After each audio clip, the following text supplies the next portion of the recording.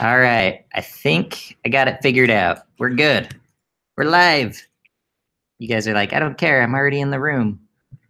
But the people on the interwebs will be excited or something. Hi, welcome to Drupal Camp BYU. I don't get down here very often, obviously, since I keep commenting on my big old beard being on the BYU campus.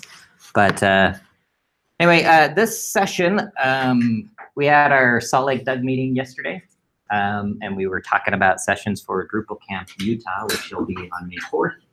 And we were talking about how intro to Drupal sessions tend to be a little bit harder to present because we don't actually know who the audience is actually going to be.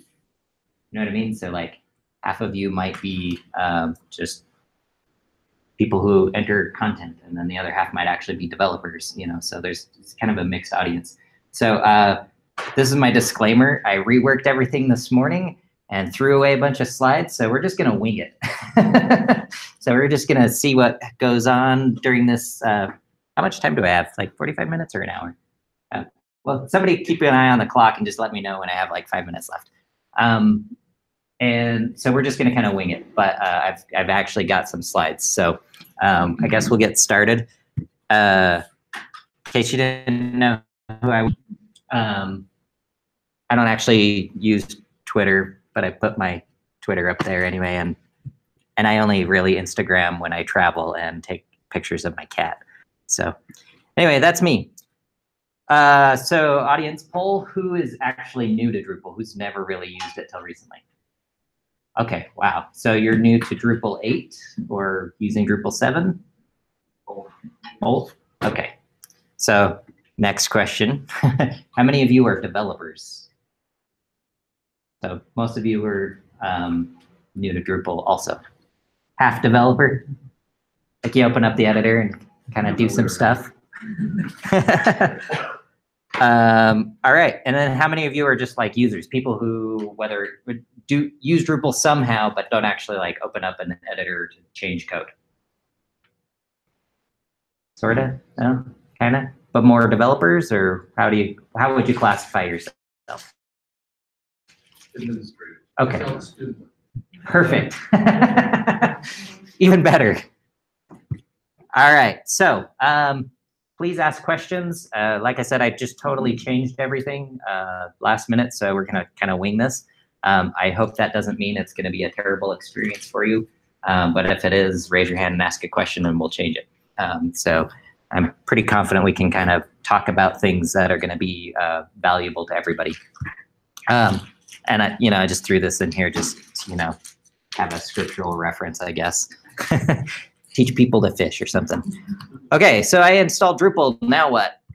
Has a lot of moving parts, particularly in Drupal 8. So how many have actually used Drupal 7 previously? Okay, so a handful. How many have used Drupal 8 and thought, why?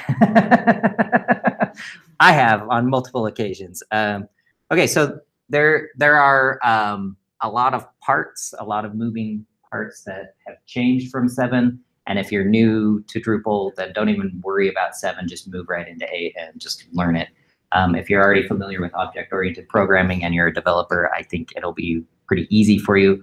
For those of us who didn't come from that background, it's been quite the learning curve. All right, some of the things that are new in Drupal 8 that weren't originally in Drupal 7. Yeah, I know there's only a few of you that are familiar with 7, but these are kind of a big deal, like particularly views. In Drupal, you will never need any other tool than views. Just kidding.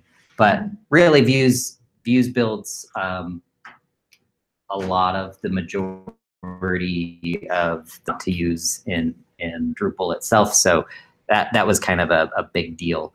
So some of these other things aren't as big of a deal. I have a couple of asterisks there. Yay, views in Drupal 8. Okay. I also stole the slides from another presentation that I reworked. So the three that are asterisks, CK editor, services, and layouts. I have those asterisks because it's a little bit. I guess I didn't bring them over verbatim. I guess from the contrib space. When I say contrib space, do you guys know what I mean? No. Okay. So in Drupal, there is Drupal core, which is the code that's put out by Drupal itself and maintained. And then there's a whole bunch of other modules that are called contrib or contributed modules that aren't housed inside of Drupal, which makes this list important because all these modules used to be a part of the contributed space, meaning just some guy somewhere in the world decided to write something, or girl, sorry, I don't mean to be sexist, even though I'm in a room full of guys. Just that they came up with this idea, they wrote some code, they contributed it back to the community as a module, and people use it. And so when people have really great ideas or something that gets used a lot like views, it gets sucked into Drupal core so that when you install Drupal out of the box, you have those modules. And all of these modules in this list, I guess more better translation isn't a module, but like there's a lot of translation stuff that is much better. I don't do a lot of translation, but from what I hear, it's really awesome. So I'm just going to trust them. Anyway, so CK editor was a big deal because we were fighting with all sorts of different editor tools in 7 and below.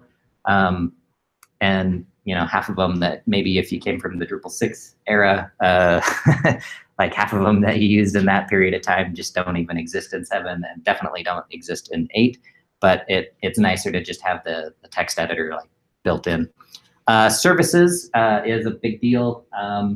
Services in the sense of not Symfony as in PHP, but services as in APIs and spitting out XML or JSON for some other type of maybe building an API or maybe a front-end framework or something. But it's not exactly the way services was built in 7, the contrib module. It's actually the Drupal community's I guess respin of services itself in REST format. I think the module is actually called REST, maybe REST API, I don't remember. And then layouts. So if you guys are familiar with panels or display suite, layouts is really, really cool. They have a lot of, I guess, steam behind this this initiative to make layouts really cool. So basically, you don't need to create templates necessarily and put them inside of your theme and do all sorts of wacky stuff to facilitate the rearranging of fields and rearranging of content on a page. It's now baked in, and as of Wednesday, Drupal 8.5.0 was released with the layout builder module, which depends on a whole bunch of other layout stuff that's already baked into core, making it so you can just like load a page and add some junk on the page, similar to Panelizer, if anybody's familiar with Panelizer. Anybody? Am I just talking out my butt? Okay, you know what I'm talking about. Okay, so that's in Drupal core now, and that's super cool. It's in the experimental modules phase, but in 8.6, when that gets released, it should be a stable release by then. Anyway, really cool. Any questions so far? Yeah? You can also just shout at me. I'm all right with that. So another really awesome thing about Drupal 8 now is configuration is in core, or in code rather, but it is in core. That's been a problem and a sore subject for many people over the years with Drupal. Just that like you make a change and all your configuration and settings and stuff live inside of the database. And then there was no way to like put it, no good way actually, to put it into code and commit it to like GitHub or something or whatever Git repo or version control system you use.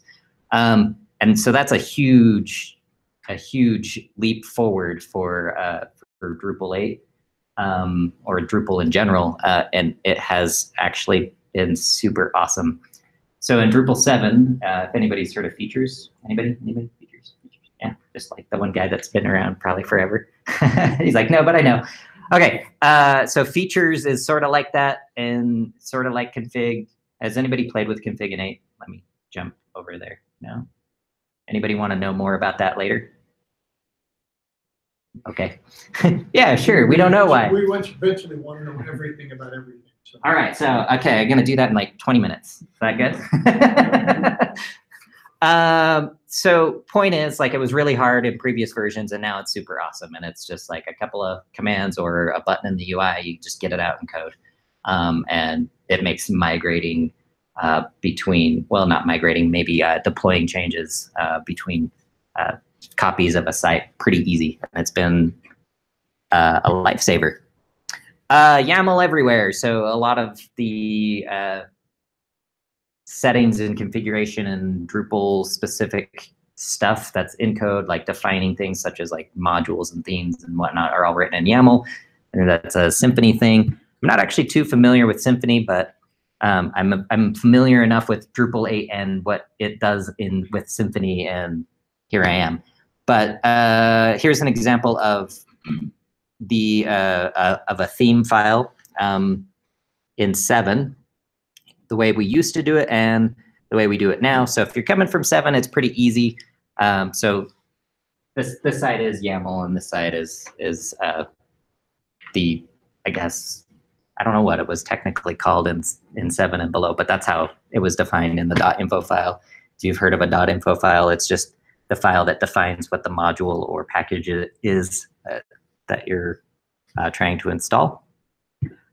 Twig is new because of Symfony, which is pretty cool. Anybody use Twig? Have used Twig? Likes Twig? Okay. Twig is pretty cool. I don't really know a lot about it, but like, it means we don't have PHP template anymore, which is a good and bad thing, I guess. Like, good because now you can write secure themes, I guess, because in the previous days with PHP template, previously you could basically write some PHP logic right into the theme and maybe drop the whole database if you wanted. Basically, you could execute arbitrary PHP code, and so that's not good. So they're trying to get rid of that. Plus, Twig has a whole bunch of cool stuff that comes with it. Again, I haven't really learned a lot of it yet, but I'd like to. So I'm going to look out for some Twig sessions later, maybe at DrupalCon.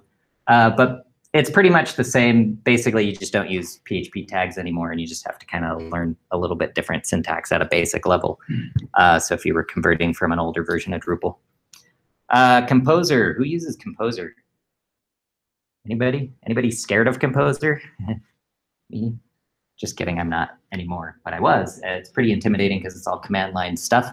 Composer is kind of like this package manager system for Symfony that allows you to basically get external libraries for a project and assemble it into one little, whatever your project is, in this case, Drupal 8. So if you're trying to download a module, so instead of going to Drupal.org and finding your module, downloading the zip file, opening it up, and then dragging it into your project, from the command line, you just write composer require Drupal / and then the name of the module. And then you can actually add this part, Drupal / module, multiple times. So if you wanted to download in one line multiple packages, you just add it to the end. Composer is pretty awesome. It's a soft requirement right now in Drupal 8, because it's a really new thing for the Drupal community. It's also very difficult for some to jump or make that change. I don't know when it's going to become a hard requirement, but a lot of projects now are moving towards Composer managed versus just, downloading Drupal and then installing it. So it does add some complexity. I don't necessarily like that, but with the direction of where Drupal is headed, I feel like that's probably a good solution for now, because it brings in a lot of valuable tools that you can use that aren't specific to Drupal, because Composer is more of a global tool, not just specific to. Is it similar to Drush? Similar, yes, I was about to say, Use it a different way. and Drush is changing as well. Drush 9, you can only use Drush 9 with Composer-based projects, Composer-based Drupal projects. You can use Composer with Drupal 7 as well now. So if you're not already on the Composer bandwagon, you can convert it, and then you can use Drush and Composer as well as Drupal console. I don't actually have a slide in here for Drupal console. I see more of an overlap of Drush and Drupal console than I do with Composer, because Composer just reaches out and pulls things together and applies patches in an automated way, where Drush is just kind of like one-liners, hey, do this thing, or you could write a Drush command that does multiple things. But So Composer is ideally, it just runs all the time in the background, comes up to date, or is it actually Composer is a package manager, so you just run it once, or when you're trying to update, or when you're trying to add things. Because Composer will drop a file in the root of your project called composer.json, and in there it's just a JSON array of config, and it tells Composer where to find all these packages. So when you type Composer require whatever, Drupal is just a namespace, but like you could register your own package at packages.org, I think, and so it could be Composer require Jeremy/beard, and it would download your beard package. But the point is, Composer just manages dependencies, really. So if this Drupal module required, let's say I use the Superfish menu library or menu module a lot. Inside of the Superfish module, there's also a Composer file that tells it where to download the third-party library. So you do Composer require Drupal/Superfish. It goes out, finds the Superfish module, finds that Composer file in there, and it says, hey, go Gings 2 so I can turn on, or so this module can be turned on in Drupal. So it downloads it and dumps it in a library folder, and it dumps the module in the module folder, and then it adds this particular module to the root file, to the root composer.json file. Does that make sense? Or did I just like, whoa, scare everybody off? Okay, so it puts that in that Composer JSON file, so that later when you go, like, let's say Superfish has an update, you go Composer update in the root of your project, and Composer reads through the list of dependencies, the modules, and it goes and checks to see if there's any updates for it, and it just automates all that for you. So I guess that's where the crossover of Drush happens, because Drush, you can go Drush up and update all the packages at once, where this kind of does the same thing. You should not do Drush download or Drush DL in a Composer managed project, because if Composer doesn't know about it, then yeah, basically you'll lose it. So if you, for example, if you're working locally, you do Drush DL. This has happened to me a couple of times with other people I've worked with. So we're working together, we're all working locally. He downloads a module with Drush for whatever reason, and then it doesn't get committed to the repo because of the way the workflow is. Basically, we only commit custom code and the Composer file, and then on deployment, it just builds from the Composer file. It builds the whole thing and then deploys that code. So Composer didn't know about the module he downloaded with Drush, so when it went out onto staging, like that module wasn't there and bad things happened.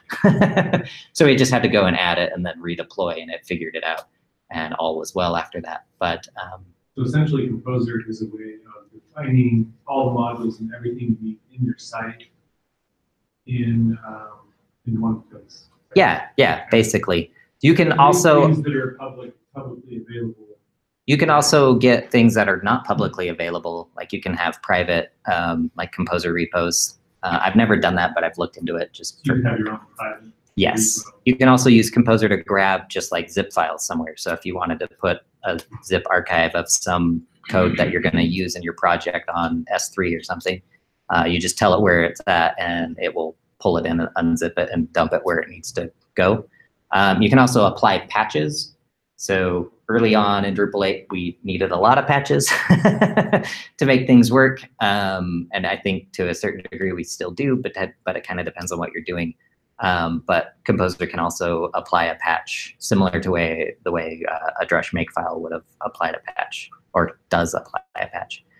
With Drush 9, it won't let you use Drush DL or any commands that are going to conflict with Composer. It warns you. It says, don't do that. You can still use Drush with Drush 9, but it has to comply to whatever Composer. Yeah, they're trying to make it so they don't fight with each other, basically. So you can still use Drush. I use Drush all the time for like database operations, like archive dump, SQL dump, SQL CLI. I like to import a database. Or updating values. And exporting config from the command line rather than going through the UI, because it's too many clicks to find it in the UI. So it's just faster with Drush. Okay. Any other questions? We can spur off from that, or is everybody lost? Like, what the heck is Drush? There's the next session, I think you're talking about. Yeah, I think there's, yeah, I saw that. Yeah, so go to Sherwin's session if you want to know more about, I guess, console Drush and probably some Composer stuff. Devel and Devel Kint. So in Drupal, there's a module, a contrib module called Devel. It's super helpful for building modules. It basically allows you to see like stuff you've got stored in the database and whatnot. For example, if you were trying to create a custom entity and you had a bunch of fields on there, and then you saved that entity with some data, and you need to get that data out so you can use it somewhere else in your custom module, using Devel in previous versions was called DPM, Drupal print message, and you could print out the array in like an easy to use way to navigate. Like you could go find what exactly you're looking for and copy that line of, like the structure of it, like $ node, garbage, garbage, garbage, garbage, and then until you get to your array and paste it into your code. So the new thing now is Kint. I think it comes from Symfony. I've never actually bothered to find out, but it works the same way. So like, actually, well, I'm not going to edit that, but basically whatever object you want to inspect, you just dump it in between the brackets, $ whatever, entity, $ node, and it'll print it out on your page, which is super handy.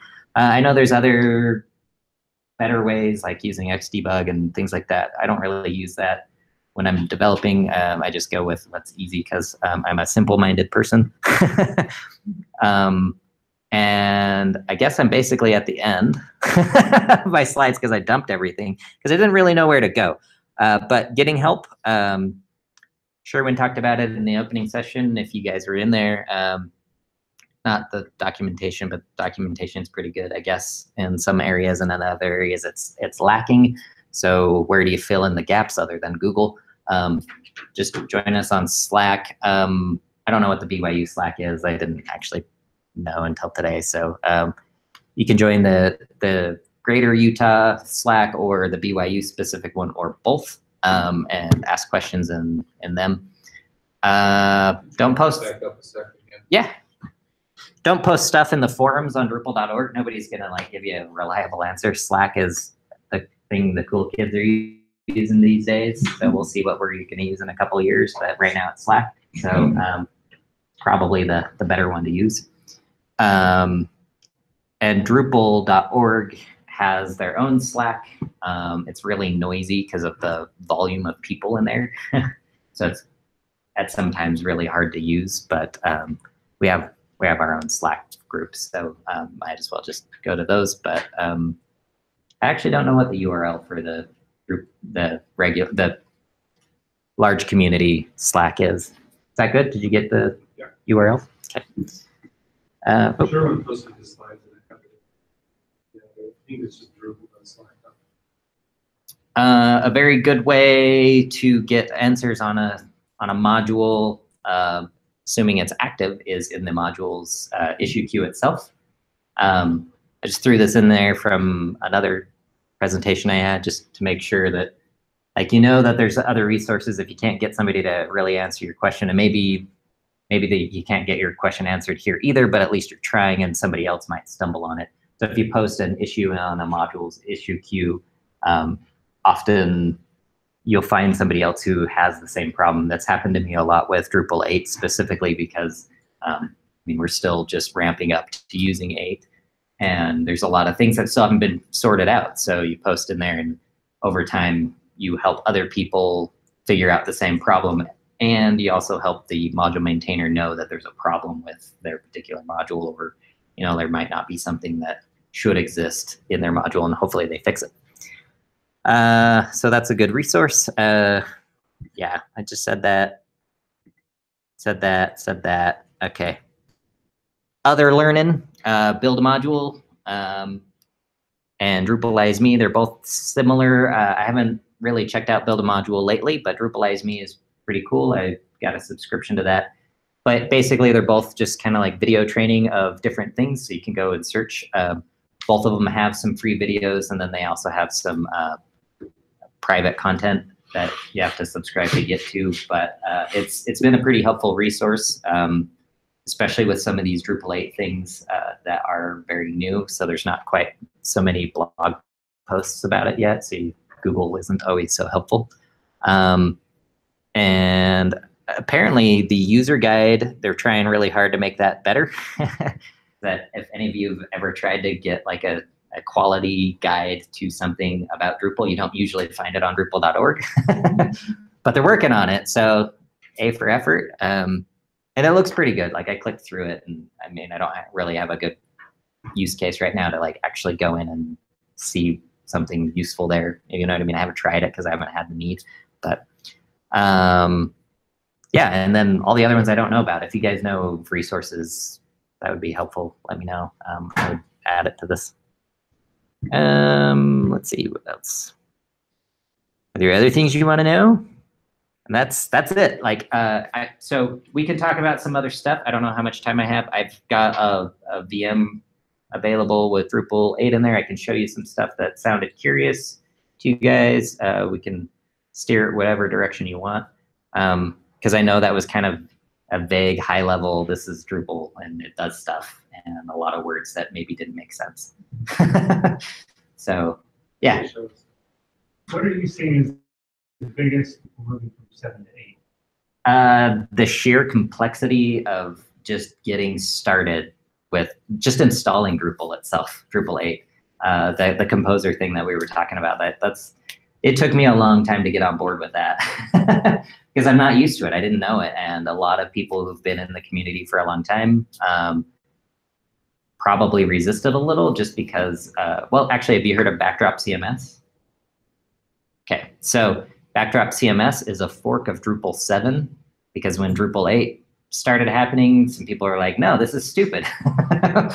Why are we making it so complicated?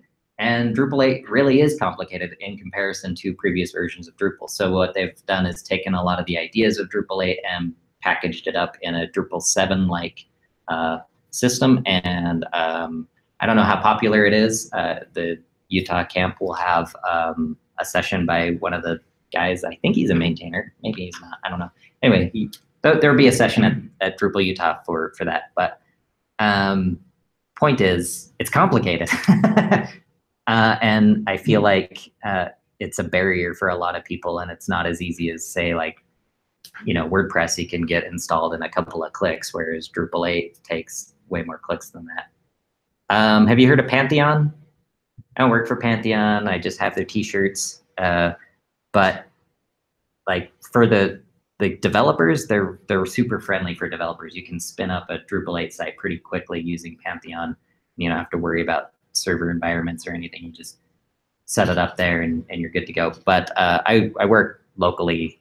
So anyway, I'm rambling. Never mind. Backing up 2 steps. Use Pantheon if you just want to spin something up and like click around.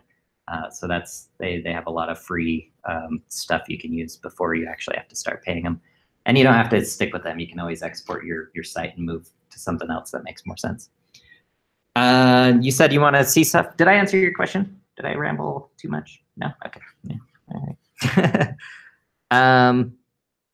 What do you guys want to see in 8? Oh, yeah. I'm going to change my screen here because I don't know that I'm going to be able to. All right, maybe not.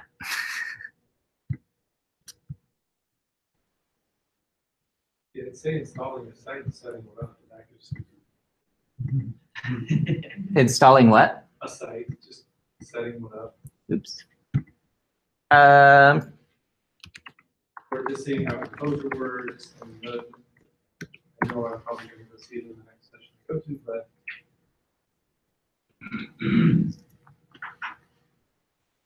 well, or just the interface. I don't know how to say like do you want to see the installer process? Like if I went to the install screen and walked through it, because it's yeah, like you just load up the URL. So if you're working locally or installing it on server, you just go to the URL and that just walks you through the steps. It's pretty simple.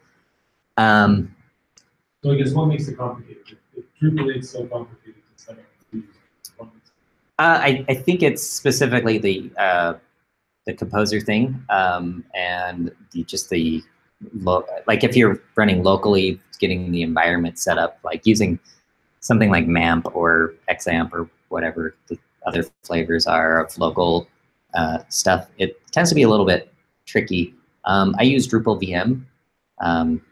It uses Vagrant and VirtualBox. It kind of just sets up a Linux server on my, just use the native environment, and it comes pre-configured for Drupal 8. So I don't really have to think about all the settings, like all the PHP requirements and all that stuff. Local dev is harder with something like Vagrant because it requires a lot of resources, so you have to overpay on a computer sometimes. But it's been pretty helpful.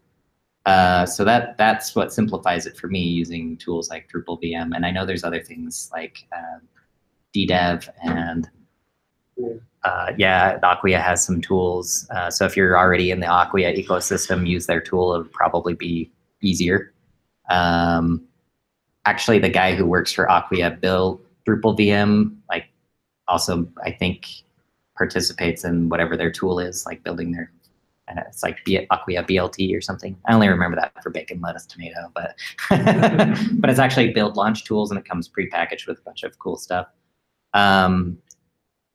So that's pretty neat. It helps just get spun up quicker. I think the complexity comes in with like package management, like we were just talking about earlier with Drush and versus Symfony. Let me open up something, maybe. Come over to the right screen here. Maybe not.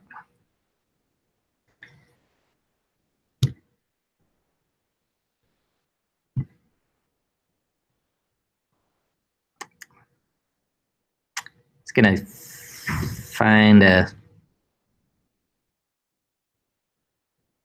actually, let's do this. So this is a composer-based Drupal 8 project. I don't know if you can see my screen. Is that too? Nope, don't do that. That doesn't work. All right, I don't know how to use the usability things, enlarge the screen. But basically, we've got, okay, here it is, this column here. Basically, to get started, we just have this composer file, and I think I can't drag that for some reason. Okay, maybe my fingers are not working right. Okay, so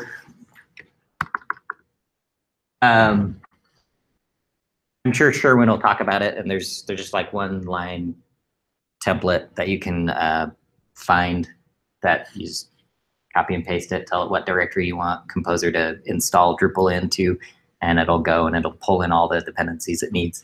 But this is just a short example of what the Composer file looks like. The project that it was based off of is Drupal Composer. It's just a Drupal template. See, it says that right there. So I'm sure if you just Google that, you'll find it. Down here is the part that brings in all the packages that are required for your project. So if you were using Drush, so everything that's prefixed with Drupal / like the /, you have all the stuff that comes from Drupal.org. And that's what you would normally use Drush for, is to get those packages, but instead it's just defined in here. there are some other things in this particular template that I actually don't know what they do because I've never looked, to be honest. And they're just external packages that apparently do something in this Drupal 8 template that I'm not even aware of. So there's some other stuff here that are kind of cool. So with the composer commands, you can define extra scripts. So if you wanted your environment to do something after you've run a composer install or composer update, you can define it there and execute it based on whatever hook you've got going on there. And down here, this is just a way to define where your packages go. So if it's a Drupal module, just tell it install in the web/modules folder or web/modules/contrib. You can put it in there. And then for like patching, you would add another line. It would just kind of be like this, patches or something. I can't remember. Patches stuff. That's giving me an error because there's no comma there. And then you would define the URL, like you give it a description and then the URL of where to find the patch, and it'll go fetch it and then apply it to whatever project it's supposed to apply to, which is pretty cool. That's the gist of it. It's not as hard as it looked to me. Like it's really easy now for me, but in the beginning it looked really hard. It's just kind of intimidating because there's a bunch of stuff that I didn't know with a bunch of, in my opinion, excess prefixes and slashes and stuff. Whereas like with Drush, I was familiar with, I could just type Drush DL views, and that's all I needed to do to get views set up on my Drupal site. Whereas now with Composer, you'd go Composer require Drupal/views, except for views is already in core, so some other module. And so it was a lot of typing. I was just like put off by it, like, why are we making this so complicated? And then learning all the new systems and stuff around it, like Composer and Symfony and stuff, was pretty intimidating. All right, so that's that. Do we want to look at Drupal 8 at all? Yeah, I have a question. Yeah. Like, just in general, like, so I developed like ever since, like, I've never just UX, HTML that much, but I'm still trying to wrap my head around what exactly how you develop in Drupal. How would you code up or something like that? Like if you want to do hello world, you can import and see something on the screen. What's the process? Necessary for the module? Is that about web coding, or is it mainly you would have to either manually create the files or use Drupal console. Drupal console has a scaffolding, or it's called generate. It's a command that allows you to generate the scaffolding for modules and themes and some other things. I think Chuck, do you have a schedule? Who has a schedule? Chuck is doing a session about module development, so that one would probably be a better place to go to get information on that. However, it's fairly simple to get like the module structure set up. Basically, you just need your .info.yaml file to define what the module is. Basically, you give it a name and a namespace, sort of, and like some other miscellaneous stuff. And then from there, you would structure it like a Symfony project, like with all the Symfony garbage. I use Drupal console to, it's a command line tool. I use Drupal console to generate the scaffolding for me, and then I go back and fill in the blanks with what I need. So I don't actually know what the actual structure is because I don't care. I just need something to work with. But with or even without console, it takes very little time to actually get a module structured out in the file system so you can install it. So let's say you made a custom module. You want to turn it on. So this is a Drupal 8 site. I already downloaded some modules and put it in, but you'd go to the modules page and then turn it on. So let's say your custom module was called admin toolbar. That's it. and then it's on, and then you can start your development. So you would want to also install, I think Devel's already installed. Yeah, Devel's installed, and then you would probably want Devel Kint. So in your code, you can do that thing I was talking about, so you can like help. Oops. So like, I don't know, here in there somewhere, and it would just be like Kint, and then whatever thing you're trying to inspect. And then when you run whatever function that resides in, it'll print out on your screen just at the top of the page. I don't have a good example for that because I was totally unprepared, to be honest. That's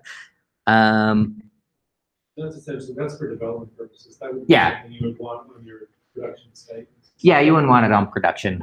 He was just talking about module development. So let's see. Do you want to see the layout thing? Yeah. Install layout builder. So inside a composer, can you specify that these will be enabled? No, not that I'm aware of. So you just say, I want these installed, and then you actually have to go through after the fact.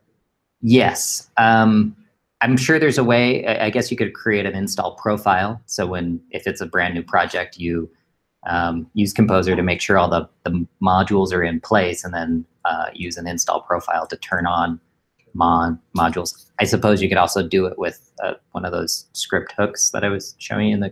I've never tried that. Yeah. Yeah. All right, so I turned on the layout builder. I think Katria might talk about this later today, this afternoon.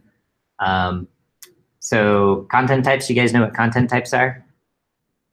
For those who don't, content type is just basically a page in the site. So you can define an entity and say this is a type of page, and it can have all these fields on it, and you can put stuff in it and let your editors play with it. So when you turn on the layout builder, you go and manage the display of a content type, and actually any entity that allows layouts, you can turn this on. I'm just showing you on a page type of content to make it easier. Just because, like I said, I'm winging this now. So I turned it on. Now we're going to create a basic page. And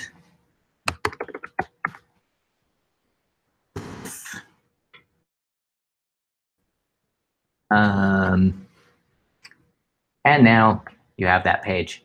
So with the layout builder turned on, it gives you this extra little tab here, which is pretty cool, that you just click it, and it has like this in-place editing thing where you can add just all sorts of stuff from your site.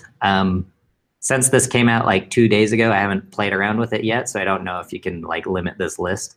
Because if you're an admin user, maybe maybe your person who posts your blogs for you, like you don't want them to have access to like primary admin actions block or something, like you want to give them just a specific list. You don't want to give them a big menu of stuff. But let's just for fun add the search form there. Oh wait, yeah, add block. And we're going to add a section above here, and we want to make it 2 columns with bricks. And we're going to add the body again for some reason there. And then we're going to add main navigation. Why not? Because this is just for fun. Maybe a full width something. I don't think I have anything that's... Well, ideally, if you create a content type that have all the different pieces that you want on the page, you might have not necessarily multiple bodies, but you might have a certain content piece, and they would be able to enter whatever information they wanted in that content type, and then you could set up the display, right? Yeah, you can provide default layouts for people, which has always been possible. Well, not always, but since Drupal 8, it's been possible out of the box with core, I think, or early on with 8. Previously, you would have to use, in earlier versions of Drupal, you'd have to use Display Suite or Panels, which are both still in existence in 8. But A lot of people are focusing on layouts and the layout builder. The layout builder just allows a content editor to come in and do it themselves. Have you heard of paragraphs? The module paragraphs? Okay, so that won't matter. I won't talk about it. Really, there are other ways to mimic this behavior with other types of modules that allows you to say, okay, content editor, you can have this 3-column layout here, and then on the next row you can add whatever other layout you want. Maybe they want like a call to action, a picture on this side, and a body of text on this side with a button. So you'd predefine those with other tools, but the layout builder is kind of mimicking that and allowing a little bit more flexibility, and it's baked into Drupal itself, so you have access to a lot of the Drupal-y stuff, so you don't have to reinvent it. This is really cool. You guys probably don't know how cool it is since you haven't really been using it, but it's pretty cool. And it's a nice leap forward. I think it'll make it a lot easier for the user experience once it's set up correctly and all the bugs are worked out, because it's still really fresh. How much time do I have? 1 minute. Oh, 1 minute. Okay. So thanks for letting me ramble. I hope it was actually valuable. And if you have questions, hit me up outside. I don't mind talking more. I can talk about anything that you might actually want to know instead of whatever I just talked about. And if I don't know, I'll redirect you to the person that I know knows. Yeah, moving on. I guess that's it. Any other questions? All right, let's just be done. Thanks, everybody. How do I end this thing?